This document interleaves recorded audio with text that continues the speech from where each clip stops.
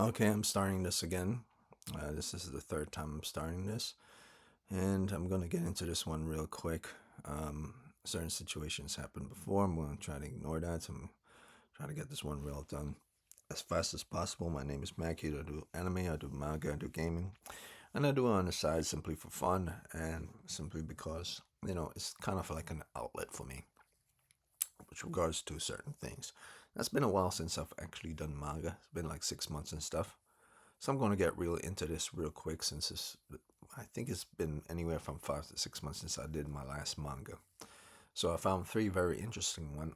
Surprisingly, all three of them are mystery ones. Either one is a psychological mystery, one is an internal struggle mystery, and the other one is more like a mystery. Kind of like, yeah, the third one is the most psychological mystery one. One is just a mystery of finding out a killer. The other is more of an internal mystery.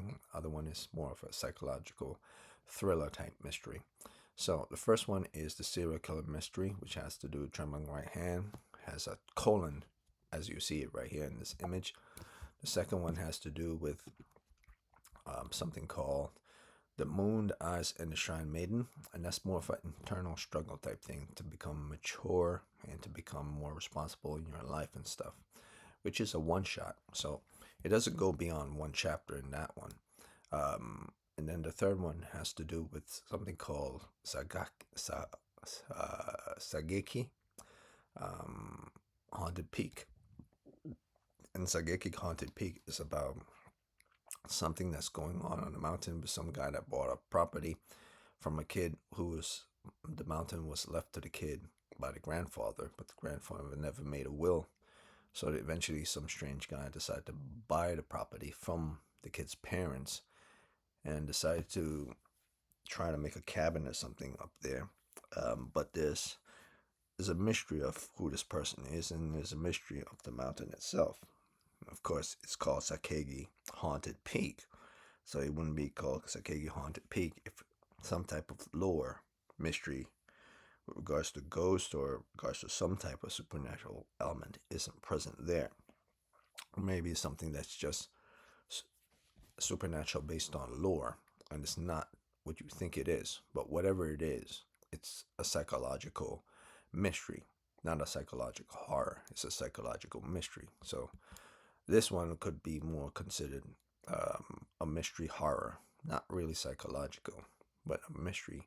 But all three of them are mysteries in certain ways. I might upload this video short regards to these three. And they're very interesting. Some of them came out in February, other of them came out in March, but they go anywhere from February, March, and April. And all three are mystery. And out of the three, the Trembling Right Hand, which is the name of this manga, which involved a colon story, is an ongoing series, a manga series, and of course, the manga with regards to the guy with the leaf mask, which is called Sakegi, the Haunted Peak, is also an ongoing series. The Moon, the Eyes, and the Shrine Maiden of the Lake is a one shot. And it only goes on for one chapter, so I'll get really into this because it's like the third time I'm doing this video. I'm going to see if I could keep it under 2 hours. If I could get about an hour and 30, I'll be great. If an hour, even more perfect. So, this is a story of a guy who created a manga called Tokyo Crimes. And his name is Hane. And Hane is the artist of the manga called Tokyo Crimes. And what Hane originally created was Tokyo Crime Story, regards to a character known as um, uh, Yoramura. But he didn't actually create this character. In fact, he didn't actually create the story himself. A guy named Colin, who's the original writer and original draftsman of the manga. So he is not an actual manga artist. He just decided to do the draft for the manga, send in the draft, which is a bunch of thumbnails, and of course the story to the Tokyo Crimes people who are in charge of the manga called Tokyo Crimes, which they created, which Hane is in charge of. So the character Yoramura is basically getting revenge on a syndicate who took out his friends, and he's doing it in brutal ways. very violent and mentally brutal ways, psychological type horror brutal ways. So you get the feeling that something's more is going on here. So even though something's more is going on in the manga, it's just a manga to Hane and to all the people who work at Tokyo Crime's manga. Of course, he's seeing the information of lots of people loving it and enjoying it, and he's riding on the high of the success of this manga moving forward. His editor in chief tells him, like, listen, don't think too much onto this. Yes, you had many fails in the past, but at least now you have the success with Colon being part of your team. Had many assistants. Now you could say Colon is kind of like one of your assistants as well. But he basically says, I don't know too much about Colon. When his editor in chief, his name here is Makoto Yashimura, age 27, has been an editor in chief. We don't know for how long, we don't know for why. We hardly know anything about the editor in chief as well. So, first suspect with regards to this story, because it's a mystery and there's an actual killer in the story, he was the first person I put as one of the suspects. Is he the killer? Not really. He's the most obvious person to not be the killer. But at the same time, red herrings do exist. So moving on from that, we get to see him being depressed about how come he did so many stories that got axed, but none of his stories got picked up, and why someone like Colon is more successful than him, even though Colin has been doing it for as long as he has. Maybe talent has something to do with it, but he resides himself and think with regards to that statement. So moving on from that, he then start to look even deeper into how come Colin's been part of this story. But I believe we've been doing this for quite some time with him. We're now at our chapter 117. We're doing the chapter 117. And we've been doing quite some time with him. It's not like he's a noob or something. We've been doing for quite some since chapter 1 all the way to chapter 117. We don't know exactly when the character Yoramura of the crime stories came into play, what chapter he came into play, but we know that they've been doing for quite some time with this writer, mysterious writer known as Colin. They don't know his age, they don't know where he's from, but they call him like this genius. So moving on from that, we get to see the office where all of the people from Tokyo Crimes manga, because that's the name of the manga Tokyo Crimes are working on, and we get to see them all working at their desk. We get an introduction of each of them: Nijima and Yamamoto, Yoshida, and Shirahama. And all four of them can be considered also suspects because all four of them are fanboys of Colin. They don't know too much about him himself, but they also believe that he's kind of a genius at what he does. Out of these four, I would say the person that I would pick would be Yamamoto. Why Yamamoto? Because Yamamoto seems to be the most, out of everyone, the most person that you would least likely to pick to be the killer. Um, and the most person you would obviously believe to be the killer will be the most cheery one. Would be either Yuka or the most resigned one, which would be Nijima. Either Nijima, Yuka, or the editor are the ones that most of people would pick to be either the killer. So in this case, there's only two people that I came across to be somewhat related to be what the killer is, and that's Yoshida and Yamamoto. But I quickly said to myself, well, if a killer is truly a killer and the killer is truly around them, they wouldn't out themselves to say anything really good about Colin, because they would be hyping themselves up, kind of be self-righteous. But knocking themselves down is also a way to not bring suspicion towards themselves. But how much of would that person willing to knock themselves? Eventually, that person would catch themselves knocking themselves too much down to the fact that they would start to get angry. So, who in this group of people would try to knock Colin down from off his high horse? So I thought to myself, well, Yoshida might be the person that seems more likely, because he started to question everything with regards to the graphic scenes that are associated with the manga. And of course, Yuka here is very happy and into what she's doing. She doesn't question much of anything. She doesn't look too deep into anything. She's quite neutral in this sense, which makes her a neutral party, which makes her the least likely to be the killer, which makes her the most likely to be the killer because she's not outing herself, where everyone seems to be willing to out himself in some sense of form. But Yoshida basically says he kind of feels that some of stuff that Colin is doing seems too real, so he's starting to stress out about it. I thought to myself, well, if Colin was Yoshida, he wouldn't basically say something like that. So my association with Yoshida slowly went down the gutter, and that's when Yamamoto basically became the person I believe to be actually suspected killer. So she's number one on my list here of people to possibly be Colin, and of course, it actually could be the editor in chief to be the least likely, or the most likely you believe to be the obvious killer is the said most likely. So, editor in chief and Yamamoto are my two suspects. The Yuka one is way too obvious, and it would probably piss me off if it turns out to be her. Because why do something so obvious? It's the most cliche thing ever.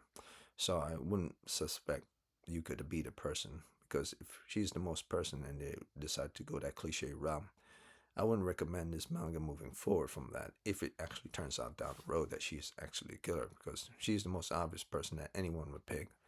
And so no one would pick her because she's the most obvious person, because that would piss people off. So why do it?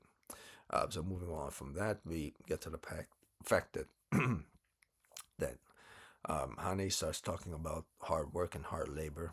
It's more important than talent. Yes, talent is good, but you don't get to where you have to in life without putting on certain work. Certain people in the room start to look at him strange and funny.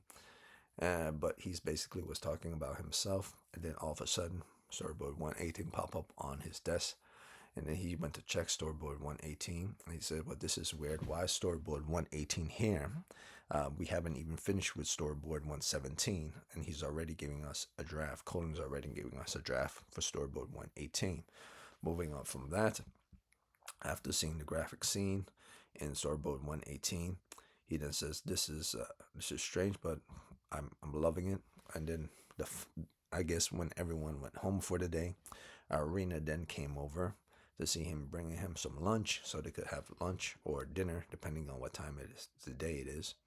And so we get a slight little story about Rena's backstory. They've been with each other since high school. I believe they might have been boyfriend and girlfriend since high school. And later on in life, as they got older, she was in a relationship with him for years. So they knew each other for quite some time, maybe since college days. I keep saying high school, but they probably met each other in college, because now he's 32 years old and I forgot, she's 28 years old. So they've probably known each other since college, and they've been probably into manga for quite some time. So she would be on my smallest suspect list because they knew each other since high school.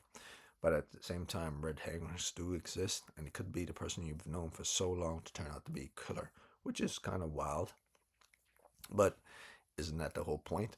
So she's slightly above Yamamoto, which I suspected to be the killer, but she's above, I would say, someone like the editor in chief to be the killer, because the editor in chief is way too obvious. Him and Yuka. So moving on from that, since I have like two people with regards to since reading the manga from chapter 1 to chapter 3, I came across Reina, and I started to say, well, less and less I started to suspect Reina as possible killer.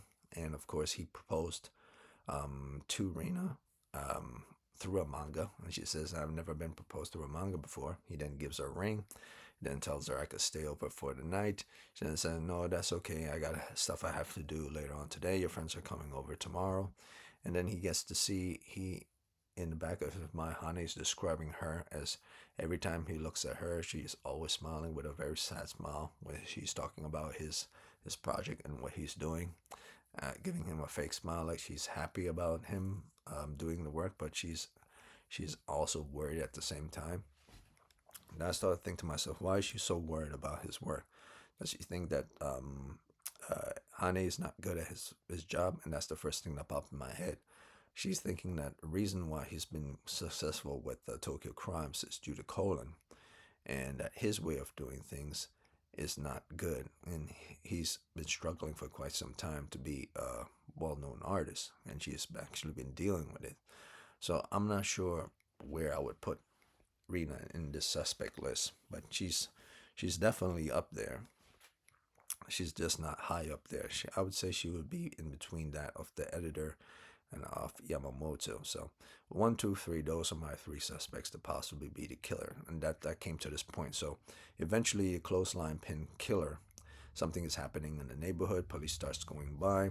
He saw people talking about some killing that happened in the neighborhood, and they say it's all over the internet. He then went on to something that looks like a video. Someone posted it either on Twitter or something like that, but I'm not sure if Twitter existed in this manga. But typically, sensitive content pops up on internet. He then unlocked it to look at sensitive content, and then he saw a guy's tongue is stuck on a clothespin hanger, and it's been cut off, either bitten off or cut off by him. But based on the manga story, it looks like the guy bit off his own tongue to save the kid, and it turns out that that's something that actually happened in real life somewhere. And then he starts suspecting to himself, wait a minute, this was part of the storyboard 118, but all of a sudden storyboard 118 is gone from his files. He cannot find it. And then he starts suspecting Colin is actually being the killer. It's like, wait a minute, I saw this in a manga. He created this in a manga, and then all of a sudden someone is dead in the exact same way, from their tongue hooked to a clothespin. Now, is Colin an actual killer? We don't know this, but this is where Hane's head started to go. So he went back to his computer. He can't find it on his computer. He didn't make a backup file for it. But then he said to himself, you know what, I'm getting too much into this. Let me get back to work on finish storyboard 117, so I don't have to concentrate on this. I got a lot of work to do. And as he's doing the work, because he was thinking about the clothespin killing, and that is so realistic, it didn't come into his mind again. It's like, wait a minute. Some of the artwork that Conan has given me as drafts are very graphic, and I'm doing ink work for this. So it's like, wait a minute. We have a character with fingers in her nose and a foot in her mouth. It's like, wait, something is definitely happening here.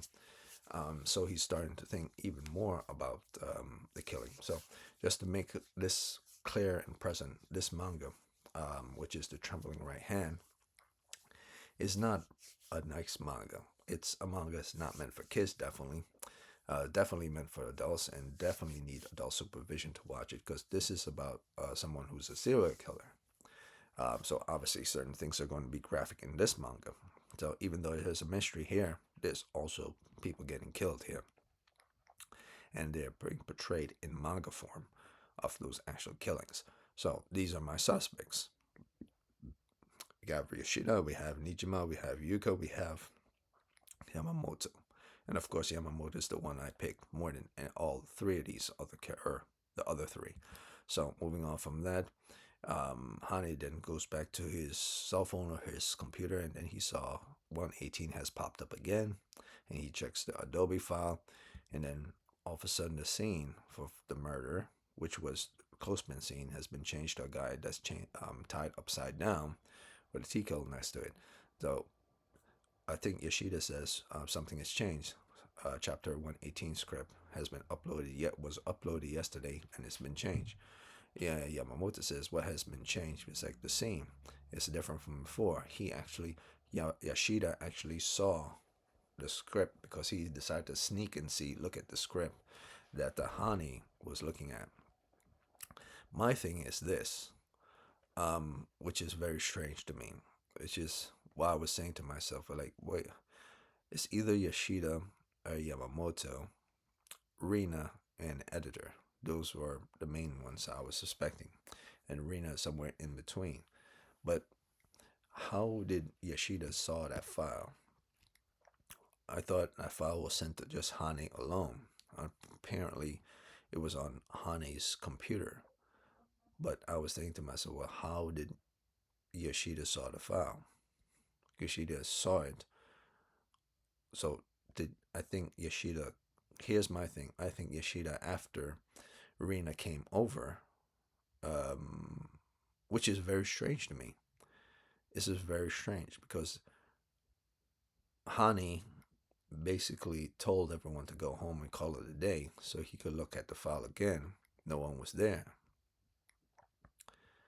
And then Rina came over, so no one was in the apartment.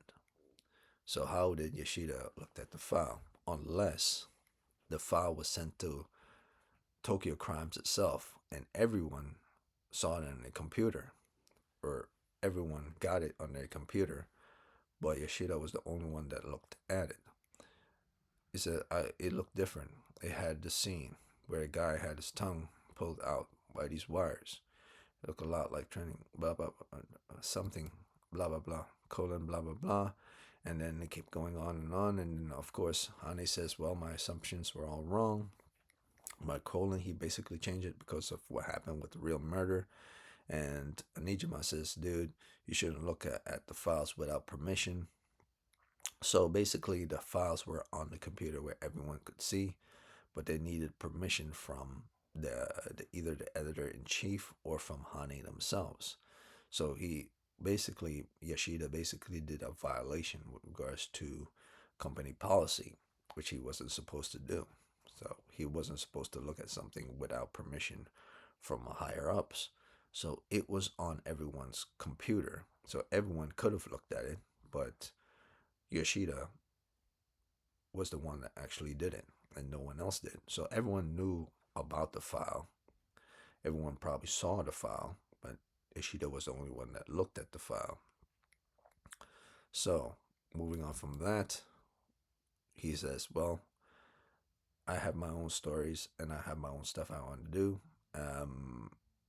But Hashimura might not like it, the editor in chief. And of course, Hane says, well, if you have stuff that you've done is good, let me look at it. And Hane says, I like it. I like it a lot. You should definitely show it to the editor in chief. And if you want anything done, you might fail. You might succeed, but you will never know if you don't try. So eventually, he decided to show some of his own personal work to the editor in chief. And Hachimura liked it. And he's running back. He was running back from a conversation with Hachimura, which he had the following day, because this is the following day of him running back. And he called up Hane and says, hey, I'm doing good here. Hachimura likes my story. The editor in chief liked my story. So he says, my stuff is really good. I might be the next great manga artist down the road. So I'm going to go home and concentrate on my work and focus on doing what I have to do. Eventually, he goes to his room, open his room, someone go click, click, clack, clack. Someone's walking down, I believe, walking down the stairs. And eventually, we found out that Ishida died. Now, I've seen enough horror movies to know that people can fake their deaths, but I'm not exactly sure if this is going down that route, that Ishida's faking his death. Because originally I thought to myself, how would he have saw that file if it was only Hane and the editor-in-chief that was supposed to see that file? And only them are allowed permission in order to access said files. Now, if file is locked and only the editor-in-chief or Hane is allowed to unlock the file, then the story would have stated that it could have been unlocked by only them and them alone. But the story didn't say that. So we have to assume that everyone could have saw that file regardless. And it wasn't just Hane or the editor-in-chief, but that they needed permission in order to access it. So maybe the file was permission locked and he hacked into it, but nothing is defined there. That's why I'm assuming to myself that maybe Yoshida is not completely dead. Now, if we're going down that route of Yoshida not being actually dead and it's just a ruse, and this is kind of a Scream thing, which now puts Yoshida on the suspects list, because him being dead is a full confirmation that he's not part of the story anymore, which allows him to move forward easily and do what he has to do easily. So I'm going to keep that in the back of my mind and pretend like he's not completely dead. He is dead, but I'm going to pretend like he's not dead. So moving on from that, we saw that he hanged himself, and the police says he hanged himself by committing suicide because the life of a manga artist is hard. If you cannot do it, some of them actually commit suicide, which is kind of a true thing. And then we see the funeral of Yoshida. Of course, someone like the editor shows up and says, we just had a conversation about his work. He says he was doing quite good. It says he thinks he's to blame to it. Did I do something wrong by speaking to him? It's like, no, it's not your fault. He then, or should I say, Hane then goes to the police and they talk to the police about the Clothespin murders and that how they were in um, files were sent to him, and that the suicide is not something that he would suspect that he would do because he was in high spirits.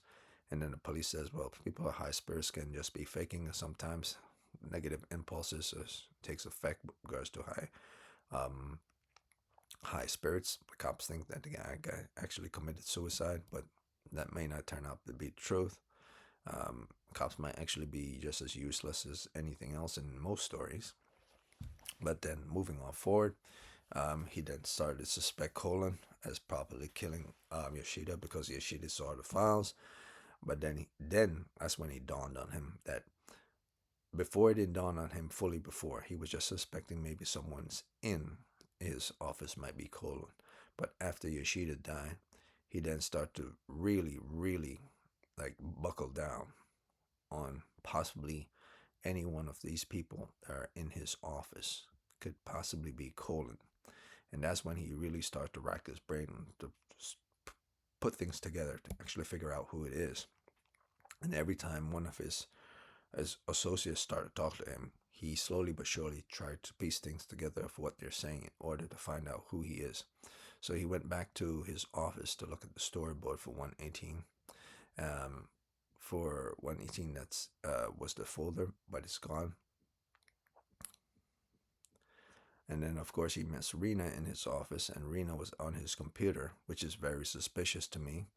And then Rena says, well, why isn't it there? I didn't delete it, but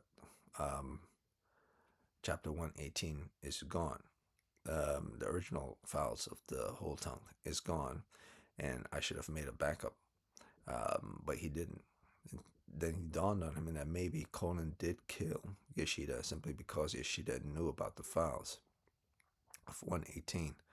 And then he started to sweat, and it started to get a shock. And then out of nowhere, Rena pulled out her camera and took a picture of him.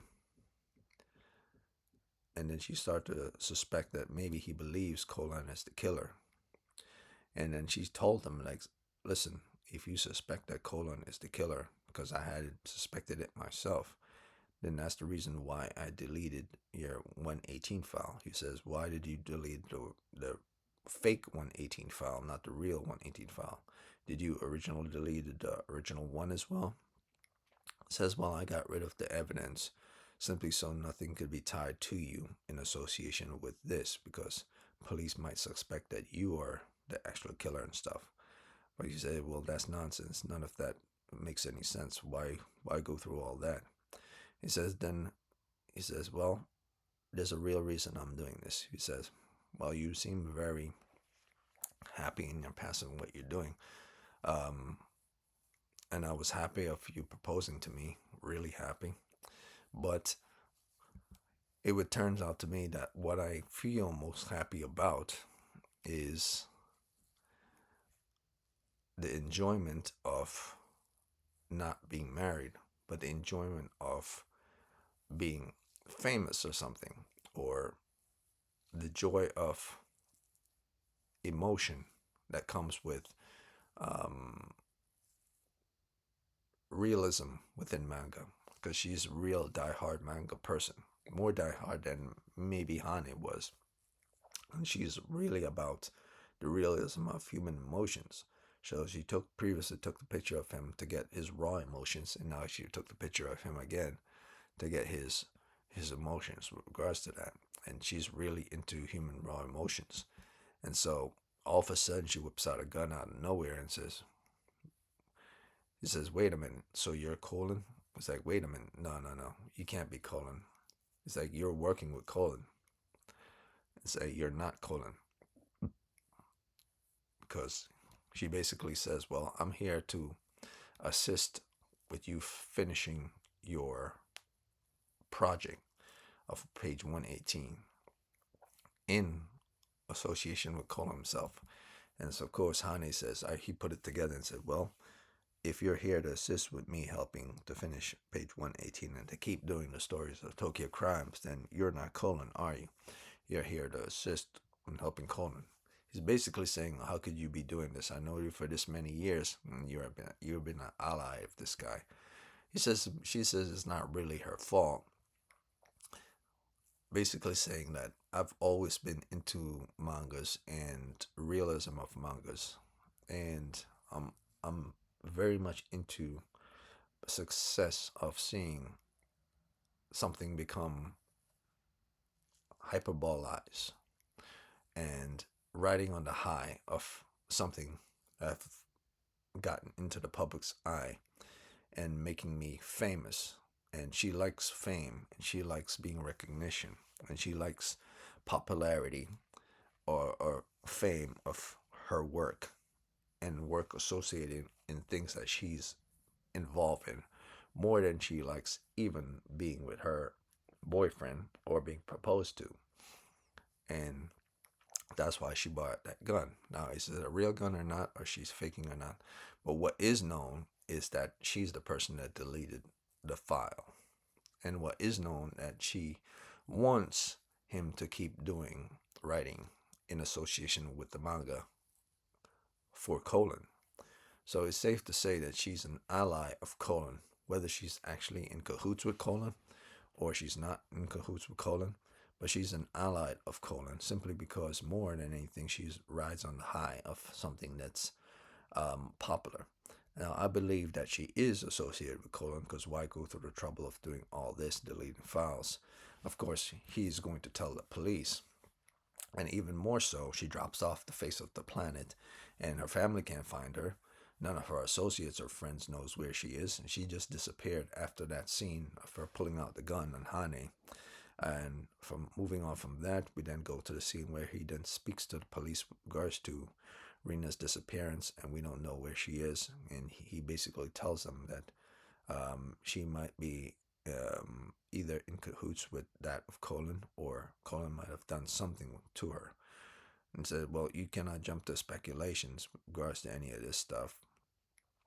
We need proof. We need proof that this girl Rena, or this person Colin, the author of this stuff, is involved with everything that's going on there. So if you don't have any proof, we can't move forward." And that's the reason why she erased all that stuff from his files with regards to the clothespin. Now, all this stuff is happening to Hane simply because Hane didn't keep a backup files of this information. Now, the only thing I could basically surmise for the reason why he never kept a backup file of those original files on his computer on a separate drive or somewhere else, simply because maybe Rena knew the type of person he was from the beginning and knew that he wouldn't create a backup file for things. And even if he did, she would be the only person to have access to his place to get there because she's in close cahoots with him. So the real Colin probably knew who she was from the beginning. And at this point, I would say, yes, Rena is in league with that of Colin. Now, what her true motives are to that of Colin is unknown, but my suspicions with regards to her from the beginning being associated with Colin or being Colin himself went from her being right in the middle between that of the editor-in-chief and that of Yamamoto to being very much aligned with that of Yamamoto now. Now, I keep saying the editor-in-chief, but if it turns out that the editor-in-chief is actually Colin, that would be very boring because we're going down the like Scream, Billy Loomis, Stu Marker thing, and which is not my cup of tea for this type of story. It would seem something that's more unlikely than the most obvious person. So I'm going down the road of sticking to my Yamamoto as being the Colin himself because I knew it couldn't have been Rena, and I knew it would have been too easy if it was putting Rena. So thankfully, I'm glad that it's not Rena is not Colin, but she's in league with Colin. That part I didn't see coming was Rena pulling a gun out on herself and deleting his files. That part I didn't see coming. But I knew for a fact that she couldn't possibly be Colin because she's mostly outing herself, or should I say, the manga was mostly outing her too easy, just like it was outing Yashida, and just like it was outing the editor. Now, Yashida is not completely destroyed or gone, even though he's somewhat dead. I don't see a body. I don't see evidence in the morgue, and I don't see the police looking at the said body evidence in the morgue. So the only way to fully confirm that Yoshida is dead is for the story to go down the route of having an autopsy or having a scene where the body was cremated by someone or the body is in the morgue, officially tagged, licensed by the police and by the mortician. So in said situation, then and only then he'll be dead. Now, if the here's the thing though, like how would the police not know that he's dead if he's hanged? If they saw the body, if Yoshida hanged, and he's dead as doornails, and they took the body down of being hanged, then officially he's dead. Period. Because the coroner will actually be able to tell, or any doctor for that matter, will be able to tell then and there, that he's dead, unless he's able to take some type of drug or pill to make him die instantaneously, and then someone revive him back from some type of miraculous drug that could make him bring him back to life. It would have to be something that extreme, because if it's not going down something that extreme of him faking his death, then Yoshida is definitely dead. So moving on from that, even though Yoshida is not completely out of the loop, I would say for the sake of logic, he's definitely dead. So the only three people are the most obvious people to be presented here. And the most obvious people to be presented here are the most obvious ones um, that are all red herrings. That will all seem to be red herrings. The one smiling, red herrings. Nijima's red herrings. And even Yamamoto, the one I'm thinking, is a red herring. So why is that? Because that's just the way it is. Now, you could look deeper into it, and they could all just be there to be there, and turns out to be editor in chief, which is boring. But I'm still going with Yamamoto simply because it makes the most obvious. The two that are smiling are simply the most obvious ones that he wants you to believe are killers. And if it's going down the most obvious ones that he wants you to believe are the killers, which are the ones that you would think, the editor in chief, Yuka, and Nijima, then that's kind of boring because we've already seen that in stories before. So I'm not going down that route. So moving on from that story, and that's an interesting. I think I got to chapter 5 with regards to that. So it's a very interesting manga. So moving on from that manga, and that's my number one. Trying to find out the mystery of who that killer is. We're now going on to the moon, the eyes, and the shrine maiden of the lake. So this is more of a story of a guy who's trying to come to terms with being a mature person. Not really a mature adult, but to be more responsible with who he is and not to be too shy. And what does it have to do with the Shrine Maiden of the Lake? Well, we'll see moving forward. So, first thing we see is a guy diving into the water. We're seeing him swimming down. We see as he's swimming down, he sees a person, the Lady of the Lake, kind of like a King Arthur's tale. But this is more of a Japanese Shrine Maiden stuff, which kind of follows kind of a similar premises. She has a sword inside of her, which is not kind of the same as the Lady of the Lake from Arthur Tales, not the exact same. So here we see him going down, we see a lady in the lake, and then he comes back up, and then it says 3 hours ago from when he last swam. We got to see kind of a short backstory in regards to who he is. Today is Monday, it's July the 21st, the dawn of the long-awaited supermoon, and all this event happened, or the situation of this story happens within that one day. And the following day, the situation was over. Or should I say, the following couple of days, let's say less than a week, or less than a few days, the story started and the story finished. So we have an apartment, and we have more information in regards to 68 years since the supermoon happened, and we have the landlord knocking on the door and asking for rent for the living being in the apartment, and then the woman in the apartment has a son with him, and the main character of the story is Makut. I believe his name is Makuta. I don't remember his first name, but his name is no, not Makuta, Hakuto. I'm saying it all wrong. His name is Hakuto. I never say the name of the mother, but she's basically backed up in rent and stuff. She's working, I believe, two jobs, 2 or 3 jobs in order to pay rent. He's a very shy kid. He's been a shy kid since he was young. He doesn't look at his mother when his mother's talking. He always looks at a person's feet or a person's leg. He never really looks up and look at anyone. That's why the story is called um, uh, Eyes and the Shy Maiden of the Lake, because it's all about eyes with regards to who he is, his fears and of staring people in the eyes. So she tells him to go to school. To in school, he's at school.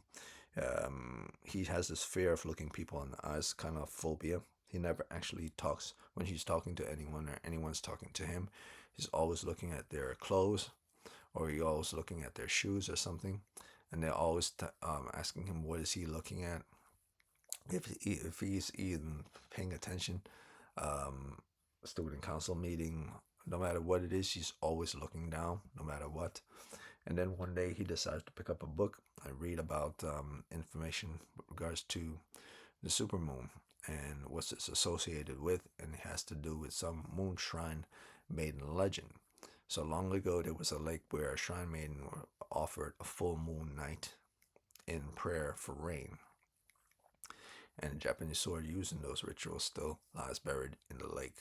And he said, well, that's weird. I was swimming just the other day, and I found at the bottom of a lake, just randomly swimming, a woman at the bottom of a lake, and with a sword inside of her. And he overheard his mother talking on the phone about having to pay rent and stuff with regards to the landlord. And he was thinking to himself, well, if I get a job, I'll be able to help her out. But the mother told him, no, stay in school, graduate and stuff. And then later on, you could get a job. But then he's realizing his mother's really stressing out with regards to working. So he decides, maybe if I could sell the Japanese sword I found at the bottom of the lake, be able to help her out with regards to her paying rent and stuff. But so he went back to the lake, went to swim into the lake to see if the actual maiden was still there the following day or that same day, and she's still there. And he's saying, well, I'm not imagining this then it must be in here. Now, here's the point with this, the problem with the story. I shouldn't say it's not really a problem, but the weird part of the story. We don't know if this woman in the lake, which is in the water, is actually in that water and actually there, or if this is all within his head. And because he has this phobia of looking at people, he goes in this lake and swims in this lake, um, and dives deep into the lake for reasons we don't know of. Maybe he just to get away. Maybe he likes diving. And then you start to come into your head, but maybe this kid doesn't like to. He's not doesn't like to live. Maybe he wants to take his own life or something like that. But and maybe that's not the case either. Maybe he's just doing this as an escape. But then all of a sudden, while she's swimming into the lake, the woman in the lake, her eyes open up, and he's able to see her eyes for the very first time. This is very strange to me. The woman in the lake had her eyes closed while the whole time he was swimming down there. She could have had the eyes open the whole time, but she had her eyes closed the whole time, and that was intentional from the person who wrote the manga to show that he had this phobia of eyes, and that the only eyes he was able to see was one that was first closed and then open. So he's this is the first time he actually see the eyes of the person and got caught by the eyes of another human being. He's never looked at his mother. He's never looked at any of his friends in the eyes. But this is the first time he's gazed at someone in the eyes, and her eyes didn't look like normal eyes. They'll look like kind of like scarlet moon eyes, something that's unnatural. So this is the first time he's looked at a person's eyes, or a person's features, a person's skin, in detail above the head. And so he decided to describe all these different features of this person. And that even though this is the first time he looked at her eyes, within her eyes, it evokes a certain type of death. And this is where the mystery of who he is and who his character is on the inside. That maybe he does have some type of mental trauma, and maybe he is trying to escape by possibly taking his life, or maybe he's just trying to find some type of out regards to the life itself in the situation that his mother's in and situation his life in. There's no introduction to a father or anything in association with the story, which I'm assuming that the mother might be a single mom trying to raise him by himself. Um, and he's a certain age as well. He's in his high school, so he might have actually been a shy kid since he was in kindergarten all the way to he became in high school. So he's had this phobia of eyes for quite some time now. So he decided to run away from my shopping place where he first went to buy some groceries for his mother, and he met some kids from high school, which are of no importance because the story doesn't even elaborate on who anyone is other than him and his mother, for which the mother is not even really elaborated on and is not fleshed out at all because this is a story about him and him alone. So he runs out of the store, drops his food, and keeps running away. And he kept seeing in his head how people are staring at him, that the eyes of human being are all deformed. And this is what he sees in his head. People. Whether this is true or not is not not happening. It's not real. It's just in his head. And so he goes down into the lake to look, like looking at the shrine maiden's eyes within the lake doesn't bother him. Looking at the shrine maiden's eyes doesn't scare him at all. I think it's because he realized that in some way, shape, or form that she's in a certain situation where she's dead already, and he kind of figures that she's dead already. So there's no point in not looking at her eyes. So, which is kind of really a psychological thing that's going on here with regards to him. And so he goes in and he comes up out of the water. His hands are all blistered. His skin all soaked from being in the water for a very, very long time. And he's been doing this for quite some time, over and over and over again, going into this water just to see the shrine maiden, just to look her in the eyes. And I think he does this in repetition over and over and over again, simply to get used to actually looking at someone in the eyes, as if he's trying to get confirmation of confidence in himself to overcome his own weakness. So that's kind of where the manga is going with regards to me, but I could be wrong. So Akuto basically starts to talk about his life, his his mother and himself, and that his mom is talking to him about going into the mountains, and that it could be dangerous or whatever he's doing on his own time because of his skin is because he's out in the open, out in the wilderness or wherever for quite some time. His skin starts to get tanned. She believes he might be doing something dangerous. He says he's not doing anything dangerous, and she starts to worry about him because he doesn't really have a father. But she's working just to make sure that the bills get paid and stuff. Um, but he keeps looking down. He never really looks his mother in the eye, so he goes back into the lake again to look into the lady of the lake's eyes, so for simple purpose. And then he went back home just to find out that his mother isn't home, that he got a phone call that she's in the hospital.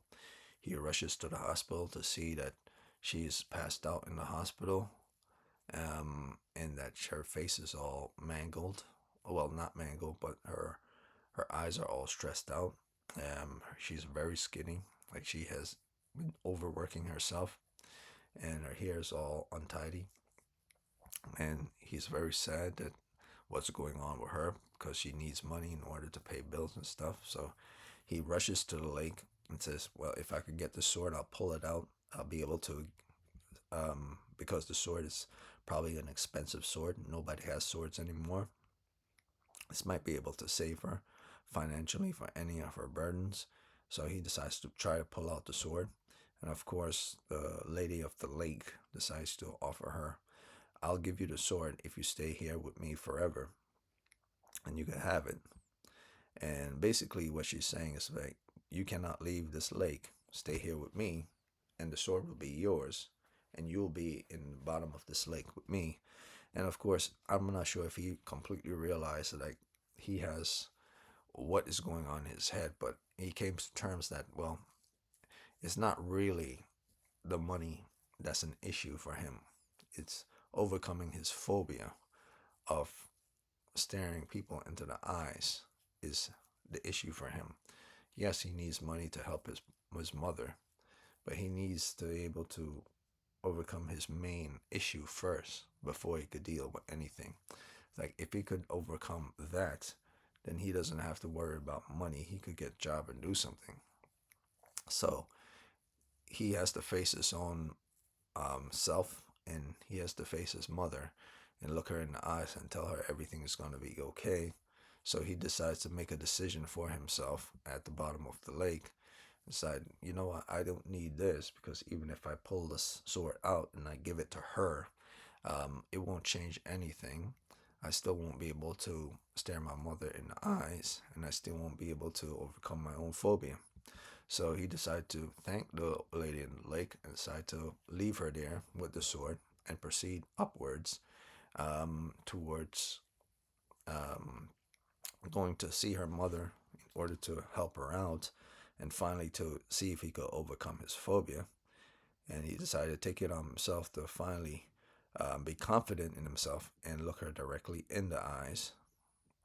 And he says, well, I will cook, I will take responsibility, and you could rest.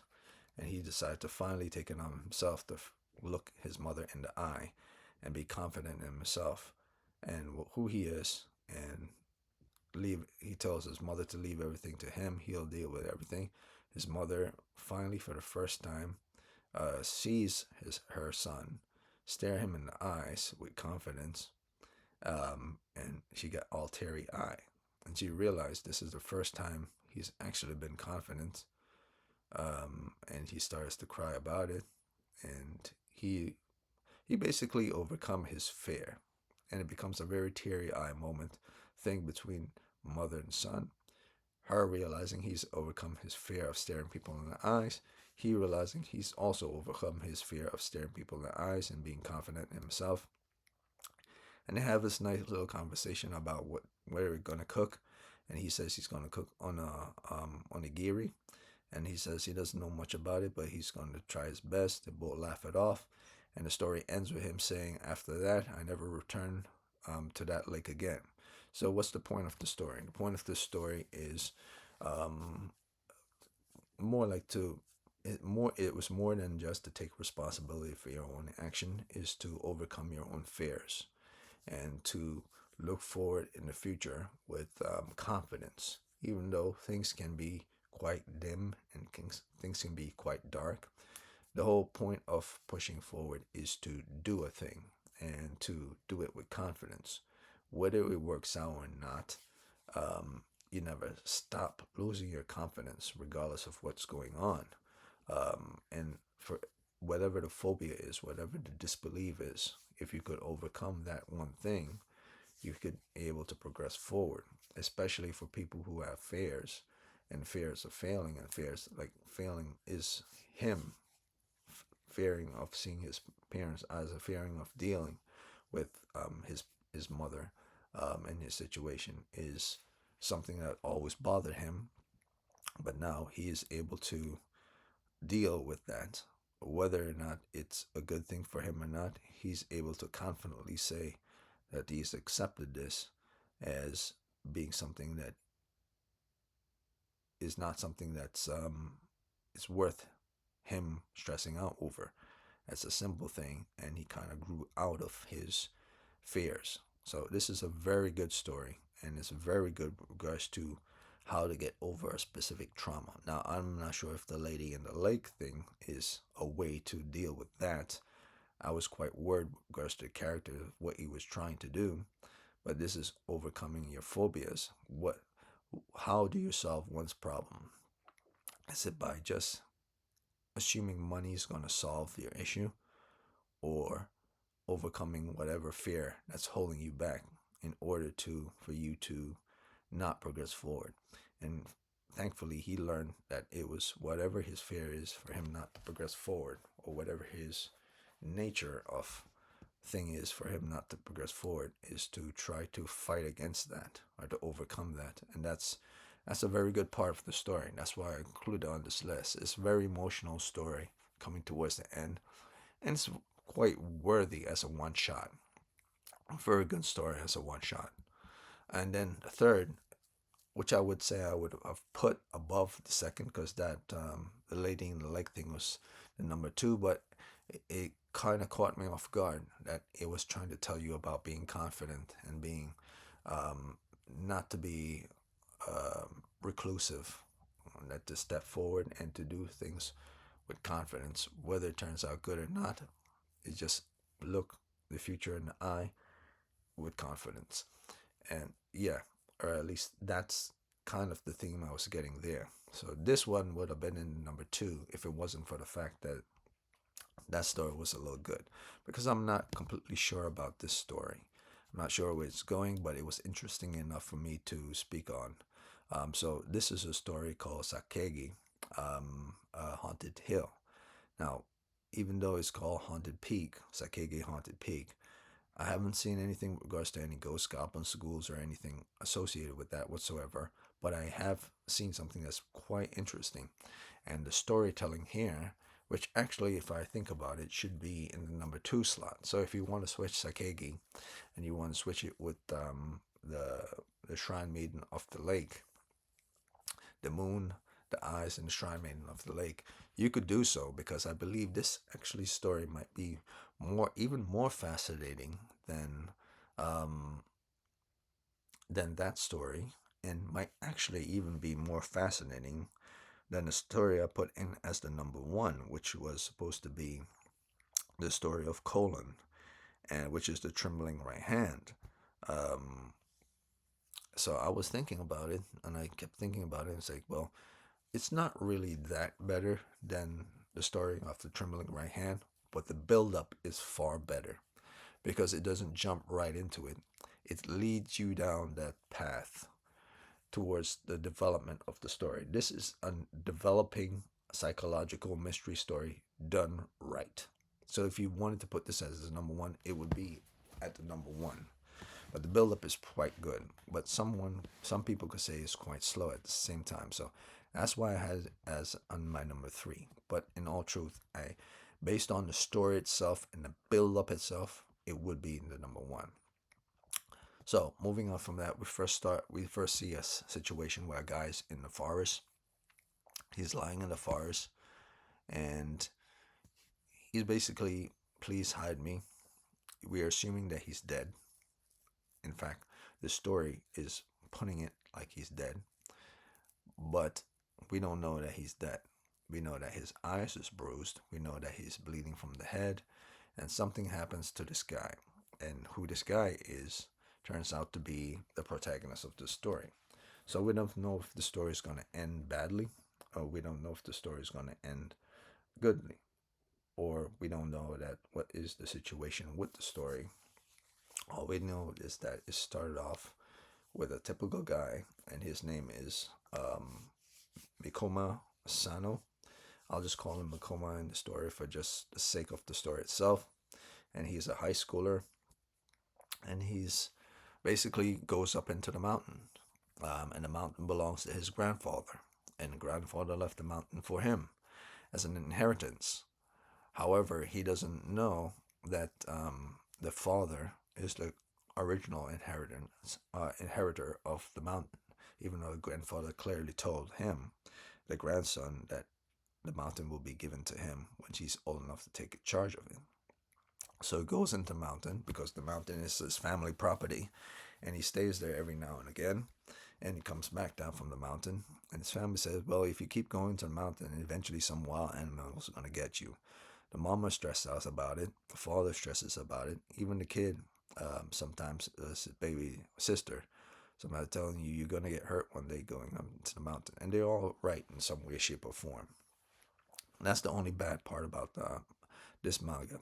He just goes into the woods and doesn't expect that a bear or some type of insect or disease would sting him one day. It's kind of weird. I'm not really worried about them being serial killers or anything inside of the woods or anything, because this is a rural part of this story that's in a secluded area of only where certain people live within this community are near this place. So no outsiders are within this little town. So no one out lives in this town and goes into those mountains.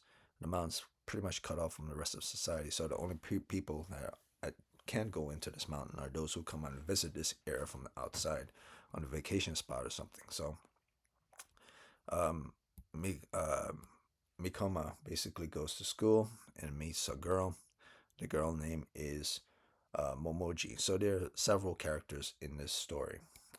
We got Mikoma, we have Momoji, and we have a guy named Roka.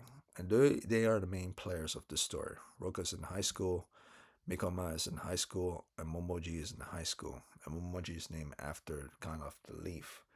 And Momoji is a very conceited girl, and she's conceited because, or she believes herself to be self important because she comes from a very high background of supposed popular hunters, bloodline from people back in the days who were very popular in this community way before she was born. So she has a famous family lineage, and she happens to be pretty as well. So all that stuff is going to her head. So she's kind of a conceited person that believes in her own self worth, but she doesn't do anything to earn it um, in a good way by doing anything to benefit the community. It's more about how important she is to herself and those around her. Um, but that's kind of where the story is going. We don't know that for sure yet, but we just get the sense through Mikame that she has become this type of person. They've known each other since childhood and grew up with each other. And eventually, as started to get older, she starts to become more distant from him simply due to her learning of her own popularity or family bloodline has made her get a big head, so to speak. So moving on from that, we then get to see the guy named Roka come to his home one night, and he said, "Well, you're showing up to my place late tonight." I was like, "What's going on, dude?" It's like, "I know school's out and everything. Well, you're just showing up to my home." It's like, "I just wanted to first hand tell you that I'm asking her out, Momoji." And it's like, "Really? Why are you asking Momoji out?" It's like, "I need to confirm it with you because you've been childhood friends with her for some time. So I need to make sure that it's cool with you." It's like, "Of course it's cool with me. Everything is fine." He then asked him, like, "Do you actually?" He then asked Roka, "Do you actually like Momoji?" He says, I think it'd be easier if I ask her out than to turn her down. Like, we don't know how she would behave if she came up to me and asked me out and I rejected her. Seeing the fact that she comes from um, an important family line, it might actually affect me in some way, shape, or form. So I accepted her as I will accept her as my girlfriend by asking her out, just so that I won't have to go through the whole thing of turning her down, because she's very itching to go out with me, but I have no interest in her. That's basically what he told Momoji. I mean, what he told Mikami. So yeah. Why did I call him Mikami? Um, Mikoma. So yeah, moving on from that, we get to see a wild boar show up in the schoolyard. Because this is a town and it's located near a forest area, so every now and again, they have to be people to make sure stuff like wild boars or any type of bobcats or any type of wild animals, wolves or whatever, don't come onto school property. But typically, animals stay in the woods on their own. Every now and again, someone will pop up out of nowhere, and so basically, the hunters came into from her family line, um, and they came to get the boar. I'm not sure if they're going to kill the boar or not, but eventually a crazy girl pops up, and her name is this. She's a tertiary character, at least tertiary character. at least we don't know much about her. And her name is Makita, and she's very noisy. And I say she because I think Mikota, um, uh, Mikota, Mikoma basically says, "Listen, I this is why I hate tomboys. It's like so if he calls this person a tomboy, that means she's actually a girl. So the outfit doesn't give it away anyway. But who knows? We know maybe she's cross gender. Who knows? It doesn't really matter. She's not that important, but she expresses herself in a very vibrant way, louder than anyone within this manga. For the reason that you would think that she's very important, but her presence here is shown every now and again, and she doesn't really um, contribute to the story any way, shape, or form, except when she's in school. And Mikata has always been this way, apparently. Maybe she just wants to be the life of the party because this town is so boring, because there's nothing happening in this town. It's away from city, it's away from any form of rural life. And it's kind of like the lowest level of suburban lifestyle, if you were to even call that. So kind of the boonies, but a low version of the boonies. So everything's quite boring in this place. So eventually, one day, he gets a reminiscence. Or should I say, Mikoma remembers his grandfather, and that his grandfather basically says this mountain will be yours one day, but never to stay in this forest by yourself. Always make sure you with someone else, because his grandfather knew that there are wild animals in this forest, not like real bad wild animals like huge tigers or lions or anything like that, but every now and again you will get some type of wild life form that would definitely harm someone. So he goes back into the mountains and being himself like he always is, um, just for relaxation because that's his zen. And he finds a strange man in the woods that he's never seen before in his entire life. And he's been in this wood for quite some time. And this man is wearing a leaf mask, wearing a mask on his face and wearing a leaf on his eyes. He doesn't know, so he quickly runs away without being spotted by this person, or he assumes that he's not spotted by this person. And he says, "There's this weird guy on the mountain.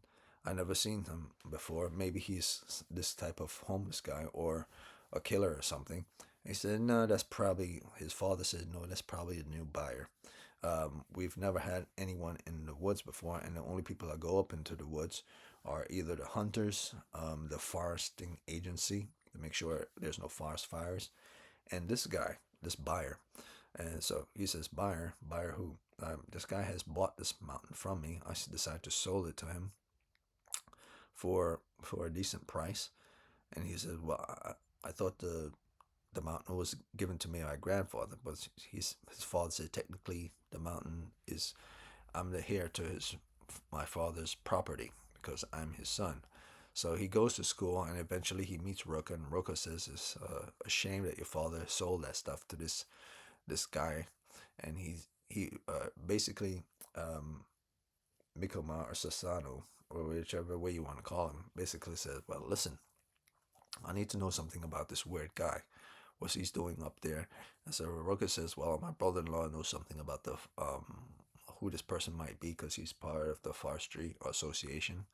So I'll look into it and I'll find out what I can about him." So okay, so he did find out something about it. It says the guy probably bought the property from the father, and he decided to um, want to build a cabin or something up there. I was like, a cabin? For what reason? He said, well, let me go check this out because it's very weird. He says, I still can't believe you let people come, let them sell the mountain. He says, well, I didn't let, basically, Sasana basically said, I didn't let my father did anything. Like, they did it without my permission. I said, I thought your grandfather gave it to you. It's like, yeah, he did, but I have no choice. And of course, Momoji decided to tag along with her annoying ass and decided to say, well, why are you still coming into this mountain even though aren't you getting scared? I mean, when you were a kid, you were always with your grandfather, but it's getting kind of strange that you always coming into this mountain by yourself. You might get hurt by an animal or something, which is the most logical thing. So the manga is not completely dumb. Him going into the forest is dumb, but all his friends around him saying, "Well, you're doing dumb for this." So the manga is fully aware that what Mikoma is doing is kind of silly, and that he shouldn't be doing this. So they they basically seized the guy with the leaf mask, and said, "Well, he might be a YouTuber." It's like, yeah, a YouTuber. You believe he's a YouTuber or a VTuber? It's like, well, if he's a VTuber, he could be an influencer. How do you know he's an influencer? It's like, well, he doesn't have any cameras with him. He doesn't have any cell phones with him. He's just building his whatever it is he's doing. It's like, well, I didn't say he was an influencer. I said my ex brother-in-law told me that he might be an influencer. So now that the story is straight, no one knows exactly who the guy is wearing the leaf mask or why he's up there.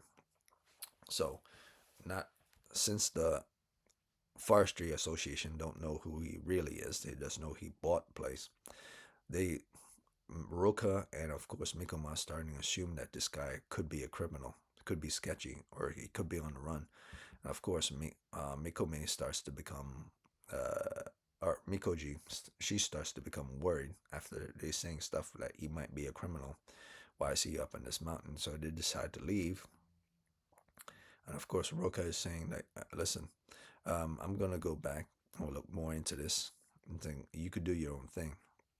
Momoji falls, and she wanted Roka to pick her up, so to carry on her back. But eventually, basic Roka says, "No, no, Sasana can carry you," and she's kind of taken aback by that because she's really into Roka,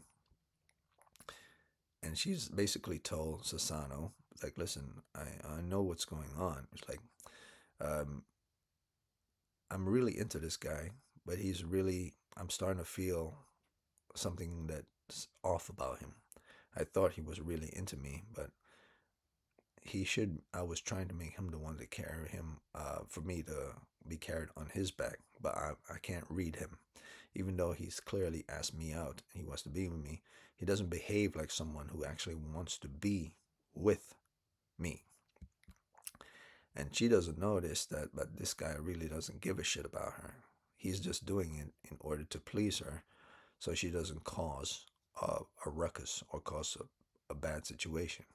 So, in some ways, I think what Roka's doing is smart. He wants her to break up with him, but at the same time, I'm not sure if it's going to backfire on him.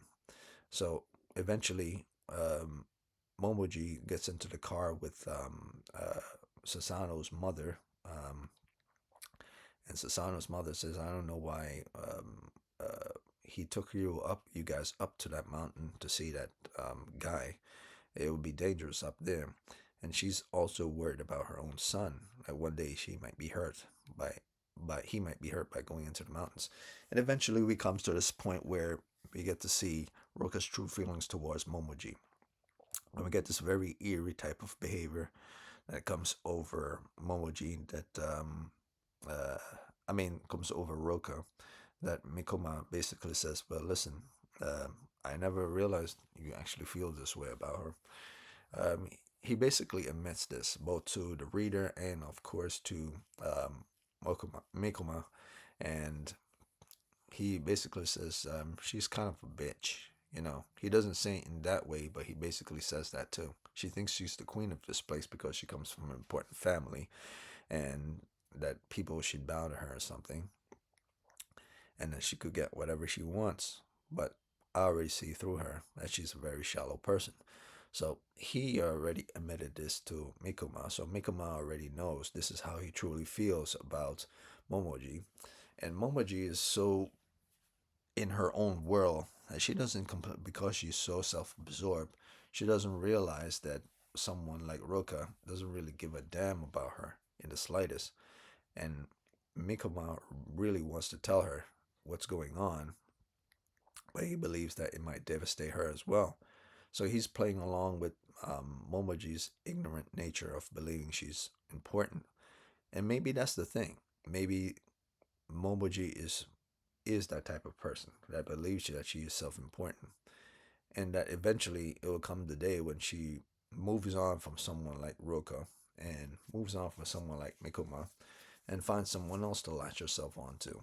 Because a self-important person doesn't really have like any type of close associated friends because they are believe themselves above everyone else. So moving on, maybe she's just doing all these things simply because this place is boring. And that's probably more like the case. In fact, the manga kind of tells you that she kind of has this nature about her of the things that she does due to the place that she's staying. So moving on from that, we get to see Mikata's stupid ass or weirdo ass behave like a crazy woman and decide to smack um, Sasano over the head because he's staring at Momoji. Uh, he believes, Mikata believes that he's staring at Momoji out of desire. And maybe that's partially what it is. Like, he grew up with her for a very long time. And even to this day, he's trying to figure out Momoji as she got older.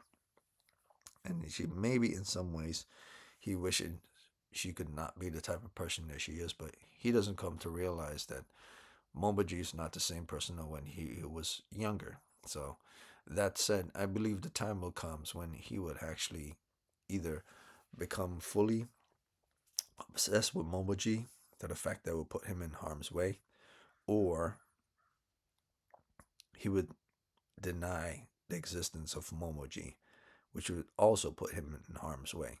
So I'm not sure exactly anything associated with Momoji is actually going to turn out to be good.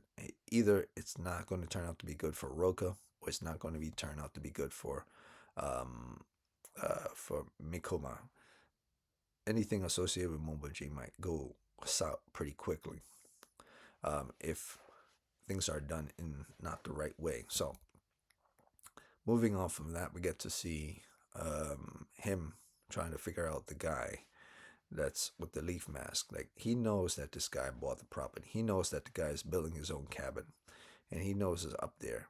But what he doesn't know is why, if the guy's just up there to build something for the sake of building something, a cabin or whatever, so he could own the mountains and have his own lifestyle, what's the point of hiding his face? His face is disfigured and stuff.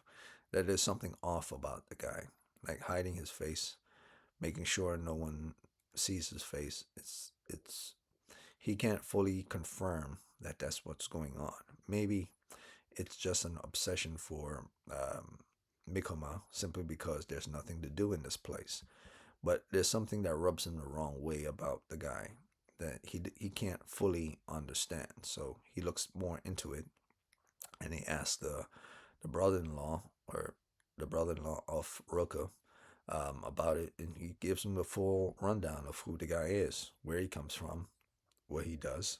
He's 34 years old. His name is Ataki Abihara, and he lives in the city, and he owns a place in the city, and he decides to move out here to own a piece of the land because he got sick and tired of uh, city life. And eventually, as they're going home, both Momoji and Roka and Sasano himself, Momoji says you should really stop going into that mountain. It's not yours anymore. It belongs to this guy with the leaf mask. It's like it's his property now, so there's no reason for you to go there anymore. And plus, your mother basically says that's the main reason why she sold it. It's because she was worried about something happening to him one day. And that's why he sold it. And so now you get the clear context with regards to why that mountain was sold. All this is pretty boring. And eventually, what comes to light even more is that the guy that bought the mountain was part of some type of domestic violence situation. And that started to make the story more interesting for me because I was starting to get bored of the story. But then he says, oh, he's domestic violence situation. So maybe he's a killer. Maybe he's an abuser. Maybe he's on the run from the police. But it turns out that he got abused by his wife, which turns out to be very strange to me. That's like, wait a minute, domestic abuse by his wife? And the woman says it's not something that's uncommon. It happens every now and again, depending on the type of person it is. If the husband is kind of a pushover, a woman could harm him or bring harm to him for either someone or through her herself. And then that's what is going on with this guy. Basically, he filed some type of suit against his wife for domestic violence, and his face was disfigured due to her, and that's what happened because he was kind of maybe an obsessed person with regards to her. And I start to think to myself, well, this kind of sounds very familiar. Like maybe Mikoma is too obsessed with Moboji, and that might lead him to the same situation that happens with this guy. Maybe there's foreshadowing that's going on here, but I can't for the life of me see that he would be killed in the process from someone like Momoji. So no, I did quickly decide to disassociate myself from that. So, but then he came on to the part where he says, "Well, a ghost of a woman haunts the place looking for her corpse. Sure, don't have a background." So he started to think about, wait a minute, this guy might actually have bought this place to look for the body of his dead wife. He might have actually killed his wife. We don't know that he actually killed his wife, who was an abusive person, and then buried her there. We just assume that based on what Mikoma is saying, that might have been something that happened. We don't know, but we're assuming. But Mikoma doesn't believe that the assault to him, the guy, the Ibihara, happened. He believes more that this guy might have killed his wife, buried there, and that's how the story of the woman, the dead woman, goes looking for her body. Maybe he's just out there to dig up the body for which he buried. At least now the story is getting somewhat interesting because we have like a murder mystery going on. So as I'm proceeding forward, he then goes back into the mountain to look to see where the guy was, and he see a tarp and some bricks and some stuff and laying foundations of things that he wanted to build here for his little cabin. But we don't see any type of real building going on. The guy just bought a tarp and other stuff, and he just decided to look at the tarp and see like there's something in the center of the tarp. Turns out the guy is sleeping out there inside of the tarp, underneath the tarp, and then he wakes up after Mikuma pulls the tarp over, and then surprised and shocked by the guy sleeping there. Um, the guy tells him like, "Listen, you've been sleeping here all night under a tarp of a cabin that you were going to build, but it's not fully built yet." Like, it's like, yeah, I'm staying out here. I'm trying to get away from city life. Like, but this is the dark forest. There's lots of creatures out here, wild boars and stuff. You really can't just sleep out here like this. You could get hurt. He's like, thank you for your consideration. And then he fully realized that this guy, who he assuming was this mass killer and stuff, is kind of like a dumbass and kind of not the type of person that he suspected was supposed to be this like serial killer type, and that he it made sense that he got abused by his wife and stuff because um, it's kind of like he's slow in the head in some ways, and so he was worrying about nothing for the whole time because he believed that this guy who's is kind of a wuss. So he goes back to school the following day, and Mikoji or Momoji basically asks him about the guy and the mountain. Did you go back up to the mountain? And then he basically tells her like, listen, this guy you believe was an influencer is not an influencer. He's just a regular old Joe. He's just a middle-aged guy, a pathetic middle-aged guy who got abused by his own wife and decided to get away from city life to have a more rural life. And that's pretty much all there is to it. But he doesn't have any real evidence with regards to all these claims. Everything that's been stated by the brother-in-law, stated by the in-resident woman, and stated by his father and everyone who knows about this guy have said the same thing in some way, shape, or form. But he doesn't have any solid evidence. He's going upon theories and based on what everyone has said. About the only true thing about this guy is that he did buy the property from his father, Mikuma's father. That's it. Whether everything the guy is saying is true, whether everything everyone's saying is true, is a different story. So that's where I ended with, I believe, chapter 4 and chapter 5 of the story. And I didn't proceed forward. I believe it was chapter 4 or 5. I didn't proceed forward through that. I ended it here. And at this last scene, I believe Momoji basically tells Sasano, like, listen, since he's not an influencer, but he has this dark secret, which is not really a dark secret. It's only that he got abused by his wife and he's trying to get away from life. That's how his face is scarred, and he kept that from Momoji here. He said, okay, so he's not an influencer, but he has a dark secret. Let's go check it out. So she decides to go with Mikoma into the woods, or she claims she's going to go with Mikoma into the woods. To said what she was scared of the person. So she's not scared of him anymore because she realized he's not a serial killer. She's just a normal guy, but he has a dark secret. So they decide, all right, since this town is boring and since we're not doing anything, let's go check out his dark secret, both of us together, and we're not going to tell Roko. And I believe she's doing this with Momoji, and she's not going to tell Roka because she's starting to have a feeling that Roka doesn't care that much about her anymore. So she's starting to do things with Momoji simply because she's either trying to make Roka jealous or she's trying to disassociate herself through him. In all truth, I believe Momoji is simply that much of a shallow person, and that if she wasn't associated with a lineage bloodline that's well known in this town for decades, um, yeah, she wouldn't behave the way she behaves. She would be more of following the code like everyone else. I think people praise her up and put her on this pedestal, and thus she thinks herself to be this important. But I don't know exactly what the story with her is. For all I know, she could be not who she says she is. It could be a front. She could actually be someone who's might still be conceited, but have more responsibilities that she's doing on the side that she's not telling anyone.